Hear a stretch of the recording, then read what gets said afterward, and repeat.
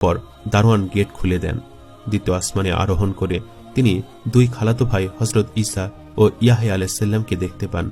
হজরত জিবরাইল আলাইহিসসালাম তাদের পরিচয় করে বললেন, তাদেরকে সালাম করুন। রাসূল পাক সাল্লাল্লাহু আলাইহি সাল্লাম তাদেরকে সালাম দিলেন। তারা সালামের উত্তর দিয়ে বললেন, নেক ভ্রাতা ও নেক নবীকে মারহাবা। অতঃপর তার জন্য বরকতের দোয়া করলেন। এরপর চলে যান তৃতীয় আসমানে। তৃতীয় আসমানে হজরত ইউসুফ আলাইহিসসালামের সঙ্গে সাক্ষাৎ হয়। হজরত ইউসুফের রূপের বর্ণনা দিতে চেয়ে হজরত মুহাম্মদ সাল্লাল্লাহু আলাইহি সাল্লাম বলেছেন, আমি ইউসুফ আলাইহিসসালামকে এমন সুন্দর দেখেছি যে তিনি কুল মাখলুকাতের মধ্যে অর্ধেক সৌন্দর্যের অধিকারী। এরপর চলে যান চতুর্থ আসমানে। সেখানে দেখা যায় হজরত ইদ্রিস আলাইহিসসালামের সাথে।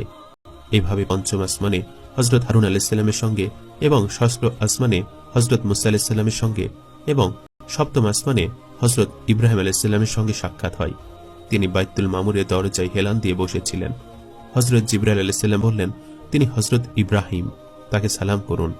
রাসূল সাল্লাল্লাহু আলাইহি সাল্লাম তাকে সালাম দিলেন।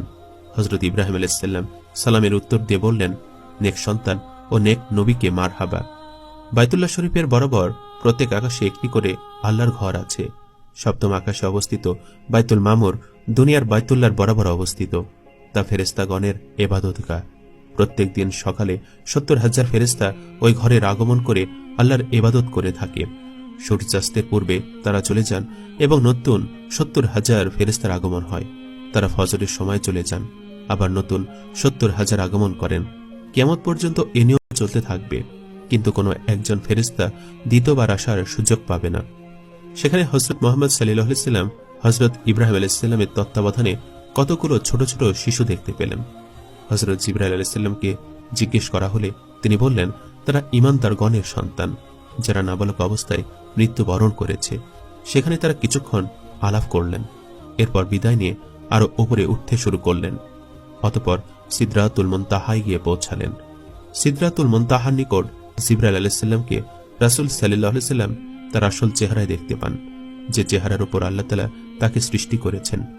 রাসূল সাল্লাল্লাহু আলাইহি সাল্লাম দেখলেন হযরত জিবরাইল আলাইহিস সালামের ৬০০ পাখা, একটি পাখায় দিগন্তকে আচ্ছাদিত করে রেখেছে। হযরত জিবরাইল আলাইহিস সালাম যখন পাখাসমূহ হরকত দিয়েছিলেন, তখন অজস্র ধারায় ইয়াকুত ও হরিদ্রা বর্ণের মতি ছড়িয়ে পড়ল, যার সংখ্যা আল্লাহ ব্যতীত আর কেউ নির্ণয় করতে পারে না। কিছুক্ষণ পর সেখানে রফরফ এসে উপস্থিত হল। রফরফ সবুজ বর্ণের একটি ফরাশ বা সিংহাসন। তখন হযরত জিবরাইল আলাইহিস সালাম বললেন, এখন আমি আপনার নিকট হতে বিদায় নিচ্ছি। এটা আমার শেষ সীমা।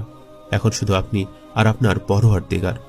তখন রাসূল সাল্লাল্লাহু আলাইহি ওয়াসাল্লাম বললেন, হে জিবরাইল, আপনি কেন আমাকে ছেড়ে যাচ্ছেন? এ পর্যন্ত আমার নিকট হতে কোনো প্রকার দুর্ব্যবহার পেয়েছেন কি? হযরত জিবরাইল আলাইহিস সালাম বললেন, আমি যদি কেশ পরিমাণ উপরে যাই, তাহলে আল্লাহর তাজাল্লি আমাকে জ্বালিয়ে ভস্ম করে দিবে। অতঃপর রাসূল সাল্লাল্লাহু আলাইহি সাল্লাম বললেন, রফরফে আরোহণ করে আমাকে আরশের দিকে উঠানো হলো। আরশের নিকটবর্তী হলে আমার মুখে একটি বিন্দু পতিত হলো। তা এত মধুর যে সৃষ্ট জগতে এর চেয়ে মধুর বস্তুর স্বাদ কেউ গ্রহণ করেনি। সেখানে এমন এক মহা নিদর্শন দেখতে পেলাম, যা মানবের ভাষায় বর্ণনা করা যায় না। এক পর্যায়ে তিনি এক জায়গায় গিয়ে দেখলেন, দীর্ঘ আকৃতি বিশিষ্ট একজন ফেরেশতা চেয়ারে বসে আছেন। তার হাতে রয়েছে একটি নূরের ঝলক, আর পাশে একটি বিরাট গাছ, যাকে বলা হয় সাদারাতুল ইয়াকিন। এর প্রতিটি পাতায় দুনিয়াবাসীদের এক একজনের নাম লেখা রয়েছে। তিনি খুব মনোযোগ দিয়ে তার হাতের ফলকটি দেখছিল, আর একটু পরপর গাছের পাতার দিকেও তাকাচ্ছিলেন। তিনি এই কাজে এত মশগুল ছিলেন যে রাসূল সাল্লাল্লাহু আলাইহি সাল্লাম তাকে সালাম দিলে তিনি তার দিকে না তাকিয়ে কেবল মাথাটা নাড়িয়ে তার সালামের জবাব দিলেন। একটু পরে কি যেন ভেবে মাথাটা উঠালেন। তার চেহারা দেখে নবী করিম রাসূল সাল্লাল্লাহু আলাইহি সাল্লাম কিছুটা ভীত হয়ে পড়লেন। আসলে ইনি হলেন হযরত আজরাইল আলাইহিস সালাম। হযরত আজরাইল আলাইহিস সালাম নবী করিম রাসূল সাল্লাল্লাহু আলাইহি সাল্লামকে অভিনন্দন জানালেন এবং বললেন, আপনার মেরাজ শুভ হোক। এ সফর আপনার ও আপনার উম্মতের জন্য কল্যাণকর হোক। আজরাইল আলাইহিস সালামের এমন সুন্দর আচরণ দেখে রাসূল সাল্লাল্লাহু আলাইহি ওয়াসাল্লামের ভয় কেটে গেল। তাই তিনি জিজ্ঞেস করলেন, আপনি একা গোটা পৃথিবীর জীবের রূহ কিভাবে কবজ করেন?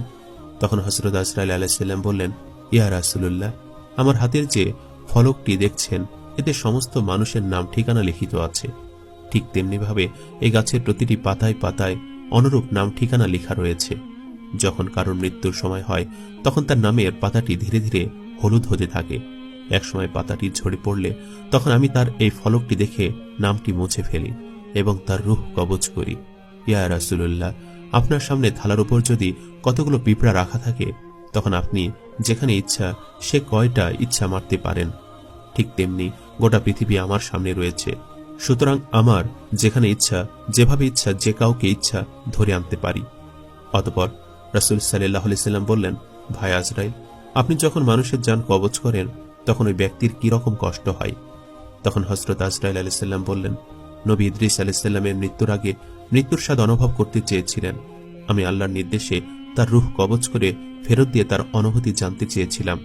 তখন তিনি বলেছিলেন, আমার কাছে মনে হয়েছে যেন আমার দেহ থেকে চামড়া খুলে নেওয়া হচ্ছে। তখন আজরাইল আলাইহিস সালাম বললেন, আল্লাহর শপথ, আপনার মতো সহজ করে আমি কারো রূহ কবজ করিনি। এ কথা শুনে নবী করিম রাসূল সাল্লাল্লাহু আলাইহি সাল্লাম বিচলিত হয়ে উঠলেন, চিন্তিত হলেন উম্মতের কথা চিন্তা করে। তখন হযরত আজরাইল আলাইহিস সালাম বললেন, ইয়া রাসূলুল্লাহ, আপনার উম্মতের মধ্যে যারা নেককার তাদের রূহকে এমনভাবে কবজ করার নির্দেশ দেওয়া হয়েছে যেমন ছোট বাচ্চা তার মায়ের কোলে দুধ খেতে খেতে ঘুমিয়ে যায়, কিছুই টের পায় না। আপনার নেককার উম্মতের অবস্থা ঠিক তেমনই হবে। অতঃপর নবী করিম রাসূল সাল্লাল্লাহু আলাইহি সাল্লাম আরো উপরে চলতে লাগলেন। চলতে চলতে শেষ পর্যন্ত এমন এক জায়গায় এসে পৌঁছালেন যেখানে কোনো রকম